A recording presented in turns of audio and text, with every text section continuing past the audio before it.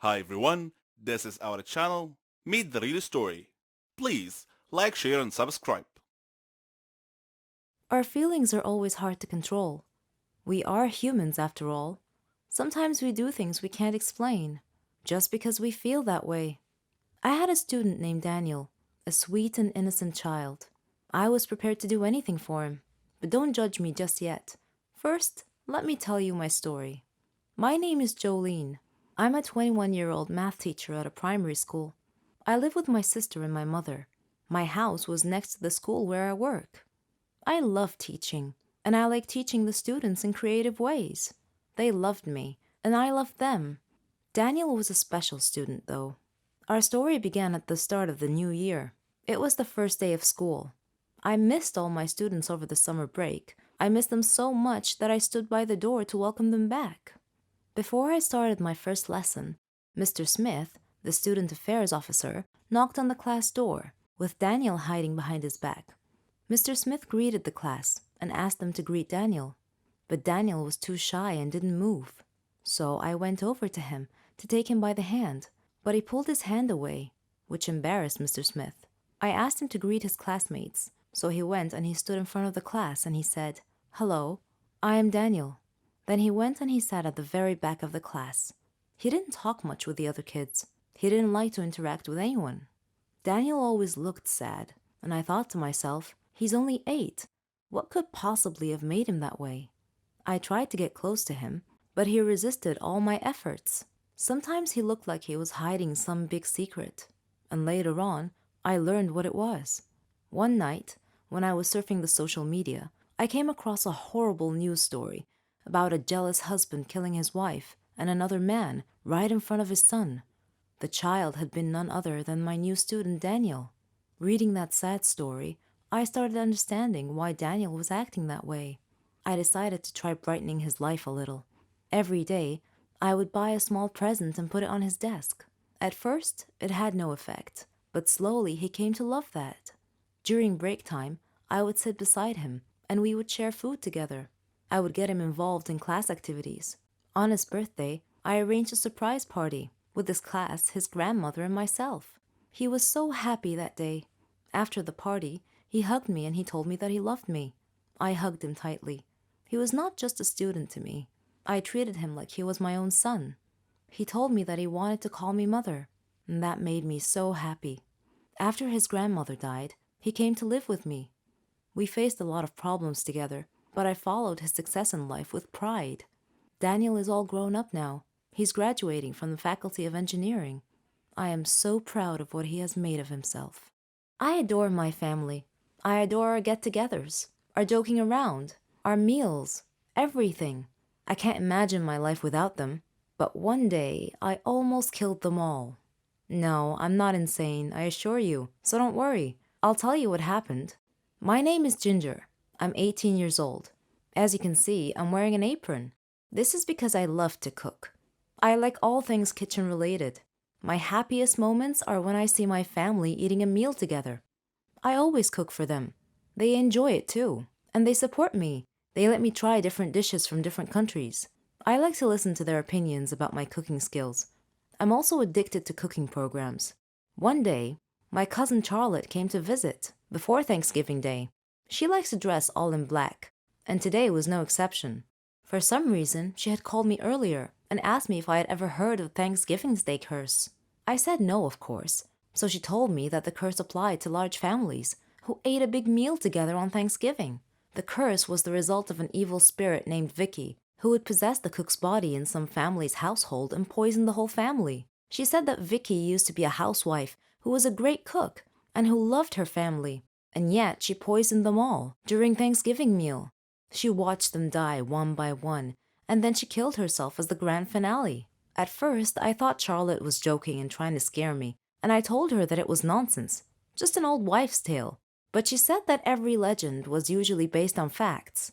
I paused for a second. That was partly true. I went to my room and searched the internet and found the same information about the curse that she had relayed to me, which frightened me even more. Vicky was just like me, or was it the opposite? I stopped myself from getting deeper into this. I needed to focus on preparing the meal. On Thanksgiving's Day, my father bought some groceries, which included a white bottle of liquid. I presumed it to be milk, though it smelled a little weird, but I thought it was my imagination. My aunt called and said she would be arriving a few minutes later, so I had to hurry and finish the meal quickly. My finishing touch was dessert. It was going to be pumpkin candy. I prepared it using the milk that Dad bought. After everyone had arrived, I served dinner. We all sat down and prayed before the meal. Then, everyone started eating. Things were going well. Everyone was chatting merrily and complimenting me on the food.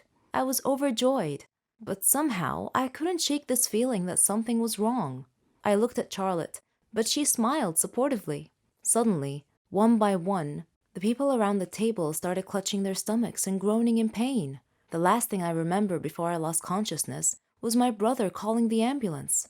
When I woke up later, I was lying in a hospital bed alongside all my family members, who were also lying in the hospital bed. The doctor came in and reported happily that we would all be fine. Then he looked at me and winked. He also said, "Next time, young lady, I suggest not using white paint in your cooking." And that was how I almost killed my loving family. Have you ever dreamed of having some shocking surprise completely change your life? Whether the surprise is good or bad, your life will never be the same again. I have a story to tell you about this very thing. My name is Tiffany, and I'm 21 years old. I live with my parents and an occasional mystery guest, whose role in our lives I have yet to ascertain. I would see him from time to time. I assumed that he was some down-on-his-luck guy whom Dad helped once. Dad was wealthy and often donated money to help the poor. This mystery man would try to talk to me whenever he would spend a few days with us. I didn't understand why Dad allowed him to stay at our home sometimes. It was bizarre, and it did creep me out a little. There was one time when he opened the door to my room while I was sleeping. He sat on the bed next to me for a while and then left. I was half awake at the time, but I didn't move. When I told my parents about this, they said they would speak with him, but I'm not sure they ever did. I felt uneasy about the situation, so I decided to investigate this matter myself. I had to figure out who this mystery man was and why he stayed with us periodically. One day, Mom wasn't feeling well, and Dad drove her to the doctor's office to be checked out, leaving me home alone. I sneaked into the office to have a look around, see if I could find something about this strange man. While I was searching, I heard a voice behind me. I thought it was my parents, but it was the mystery man. He was smiling at me. It made me feel awkward. He said hi. I stepped back and said, "If you take one step closer, I'll scream." He said, "Calm down. You're suffering from an illness, and I need you to fight it for me and for your parents." "What are you talking about? I feel fine," I said. He said, "You don't recognize me. I'm your husband." Shocked, I grabbed the phone to call the police, but he stopped me. "Don't do that. I won't hurt you, but I won't leave either." I started screaming loudly. Just at that time, my parents returned and entered the study. I shouted for them to help me. Dad came over and hugged me.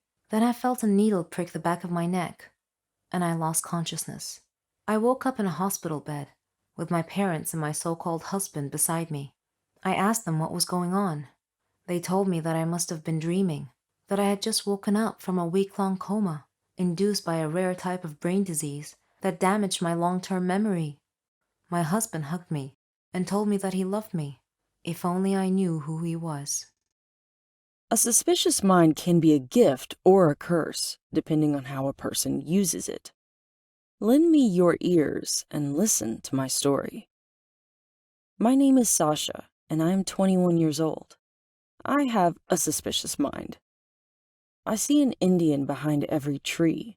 I suspect anyone and everyone of having ulterior motives and designs. If anyone makes any claim, I will research it to determine its veracity. If anyone looks at me, my mind goes through 10 different scenarios of what scheme that person is plotting to take advantage of me. I trust no one. So as you might imagine, I don't have many friends, and I've never had a boyfriend. I just naturally assume all people are two-faced scalawags. So without further ado, I will tell you that one day I was dumbfounded when I realized that I was falling in love with my neighbor Brandon. He was a weird, introverted guy who looked and behaved just like a vampire. Data gathering, you know. I noticed that I never saw him in the daylight, only at nighttime when he went to work. Like me, he didn't have many friends, and he didn't speak much. Everyone I knew agreed that he was definitely a weirdo. But there was something about him I liked. He was my cup of tea. I explored his Facebook page and concocted silly reasons to need to talk to him. We would meet and chat on numerous occasions, and I discovered that he liked me and was watching me too. He asked me to marry him one day, and I accepted immediately. It was difficult persuading my family that he was an okay guy, but I managed to convince them. I felt that he had a mysterious streak in his character, some dark secret in his life. But I was attracted to that and was okay with it. We prepared for our wedding reception. I did errands in the mornings and he did errands in the evenings. Then the night actually, came when we got married. As we spent more time together, I noticed that Brandon seemed very sensitive to bright lights.